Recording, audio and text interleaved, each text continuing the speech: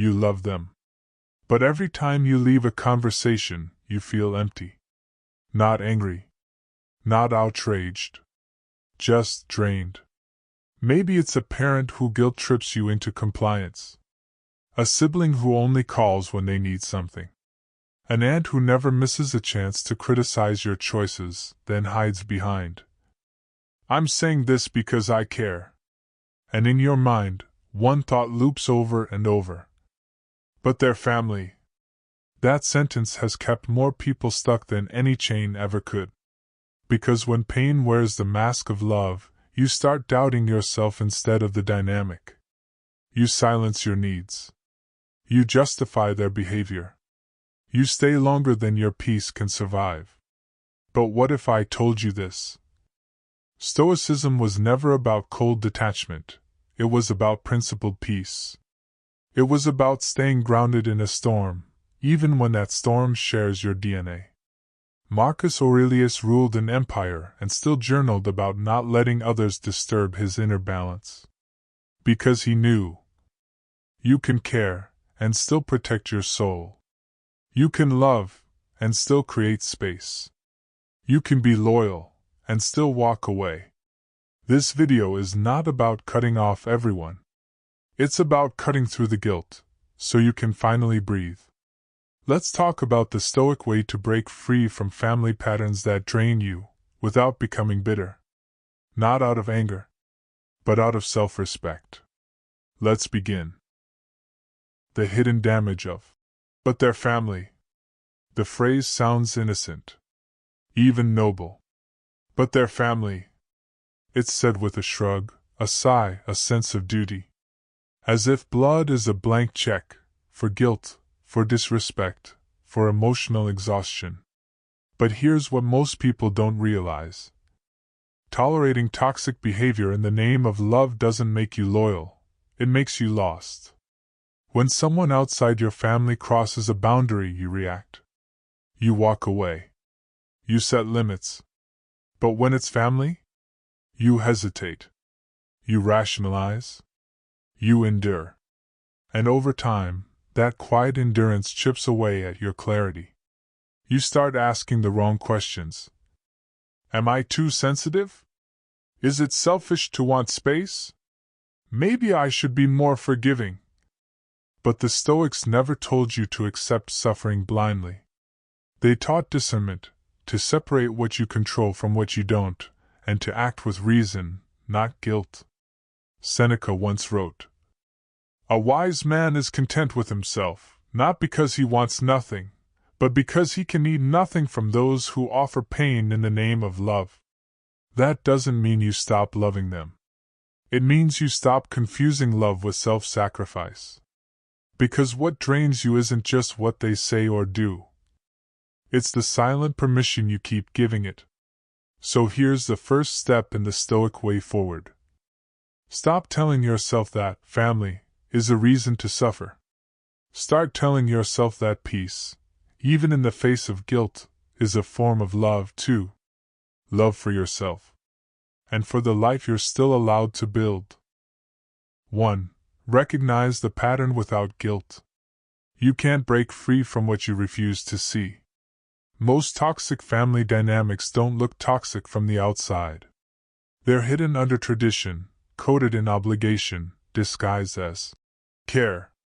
It's the mother who criticizes you under the mask of, "I just want the best." The sibling who gaslights your emotions and laughs it off.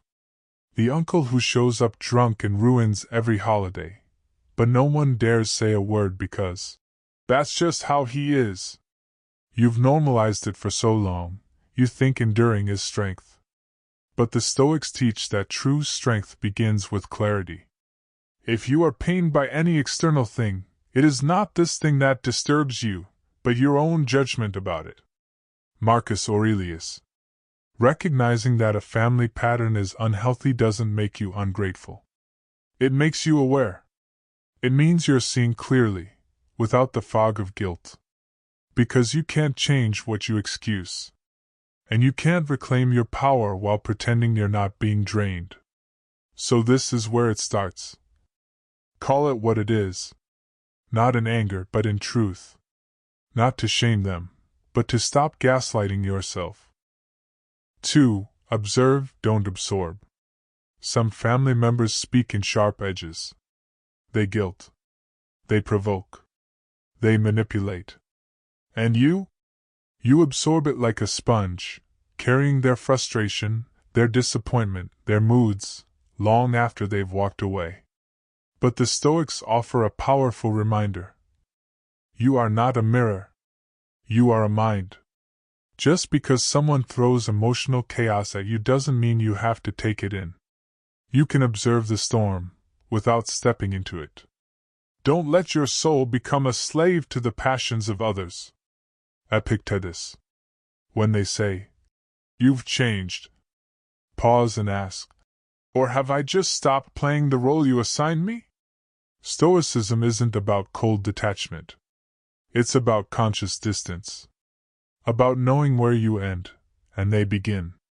So the next time a comment cuts too deep, or a guilt trip shows up wrapped in a hug, take a breath. Recognize the script. And refuse to play the part. You don't have to absorb the storm to prove you're loving. You can love, and still stay dry. 3. Detach with compassion. Detachment doesn't mean you stop loving them. It means you stop letting them decide how lovable you feel. Too many people confuse boundaries with cruelty. But the Stoics teach otherwise. They believed you could create distance, not out of hate, but out of harmony. Be tolerant with others and strict with yourself. Marcus Aurelius. That doesn't mean tolerating abuse. It means recognizing that others are on their own journey, full of wounds, projections, and limitations. You can love someone deeply, and still say, "I will not let your pain become my prison." Detachment is an act of self-preservation. You're not pushing them away, you're pulling yourself back into balance. So the next time guilt creeps in, whisper this: "I can love you, and still walk away from what harms me." Because compassion without boundaries becomes self-betrayal. And real Stoic compassion includes yourself. 4. Define what respect looks like for you. How do you expect people to respect your boundaries if you've never defined them for yourself?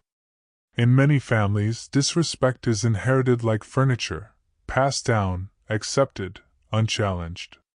But Stoicism reminds us, virtue starts within. If it is not right, do not do it. If it is not true, do not say it. Marcus Aurelius.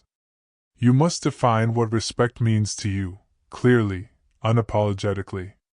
Is it being spoken to with kindness? Is it not being interrupted every time you speak? Is it not being used as the emotional dumping ground? Once you're clear on your standards, you stop debating them. Because boundaries don't need explanation. They need consistency. You don't say, "Please don't yell at me." You say, "I don't continue conversations when voices are raised." You don't beg for kindness. You model it, and walk away from anything that doesn't reflect it. Define respect. Live by it. And the ones who can't meet you there, were never really listening anyway. 5. Limit access, not love.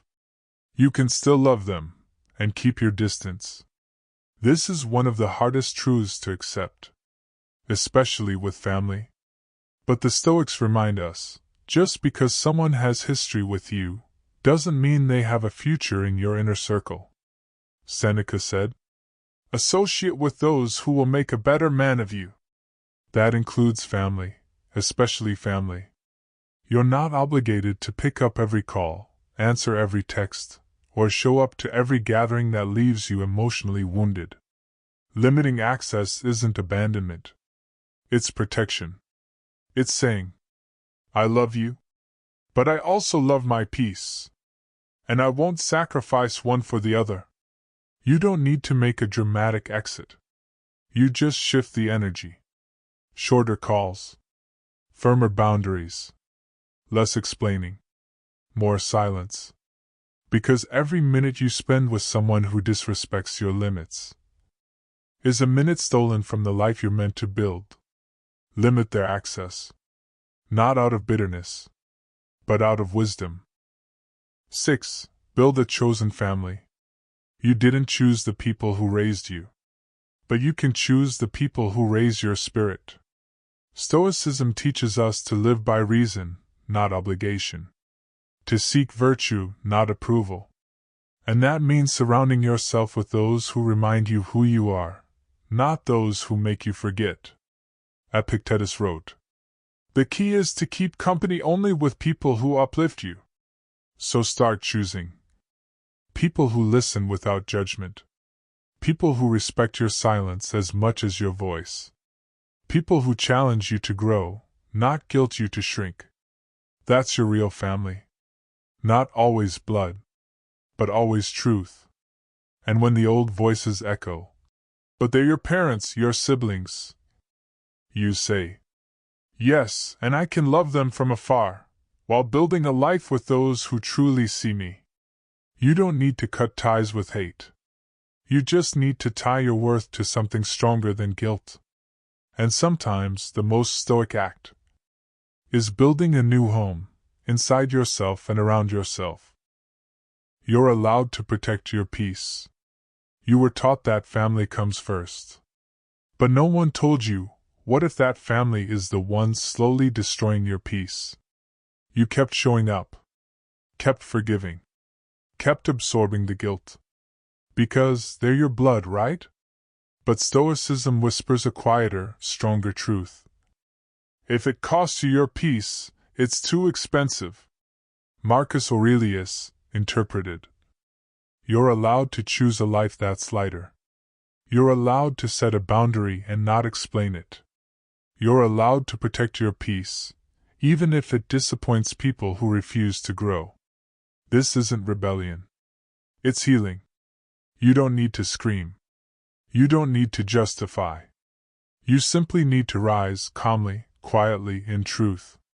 And if this message spoke to something raw in you, if you saw your story between the lines, comment below, "I choose peace." Let that be your first step. Then share this with someone who needs the same reminder. And subscribe to True Stoic Mindset, where silence is strength and boundaries are sacred. Because in the end, you don't need permission to protect your soul. You only need clarity. And the Stoic path will walk with you all the way home.